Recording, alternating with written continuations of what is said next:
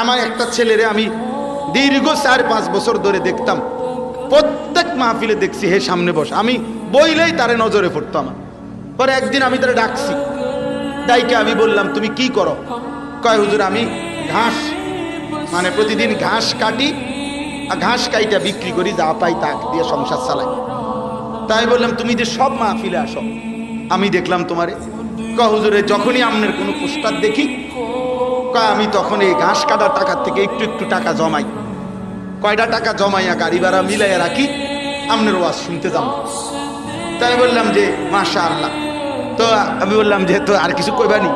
কয় হুজুর আমার জীবনের একটা স্বপ্ন আছে, বানিয়াচং হবিগঞ্জ তার বাড়ি। আমি বললাম কি স্বপ্ন কও? আমি 10 টাকা 50 টাকা করে জমাইতেছি, আল্লাহ যদি আমারে কোনোদিন তৌফিক দেয় আমি আমনেরে আমরা এলাকায় দাওয়াত দিয়ে নিম, ওয়াজ করাম। পরে আমি বললাম ওহন দাঁড়া, ওহন ডেট লো, এখন নাও ডেট, আজকে তোমারে ডেট দিলাম, হাদিয়া দিতে হবে না, আমি দিমু তোমার, এটা তোমার মাহফিলের সান্দা আমি দেবো, ও আজের টেহা লাগতো না, তুমি যাও, তুমি আয়োজন করো, যেখানে কও তুমি, তোমার ঘরে হোক উড়ানে হোক, আমি ওখানে ওয়াজ করব। আমি বলছি আমি যাবো, ডেট দিলাম, যাও।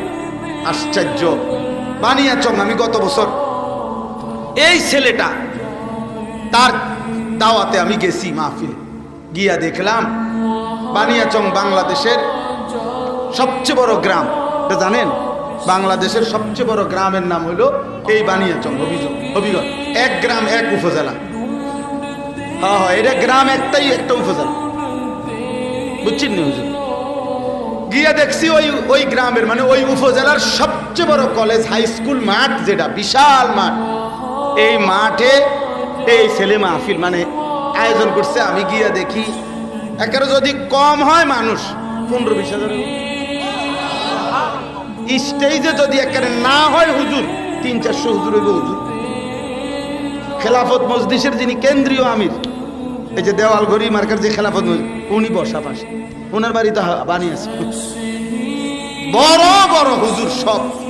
তাই বললাম কি রে কারবারটা কি তারে, কার মাহফিল? ক হুজুর কইছি তো আমার আইয়া এলাকা, আমার আর দৈর্য দিছে না, সব আলেম ওলামা পাবলিক মিল্লা এই মাহফিলে এত বড় বানাই ফেলছে। তাইলে দোস্ত একজন শ্রোতাকেও মানুষ দেখতে দেখতে চিনে।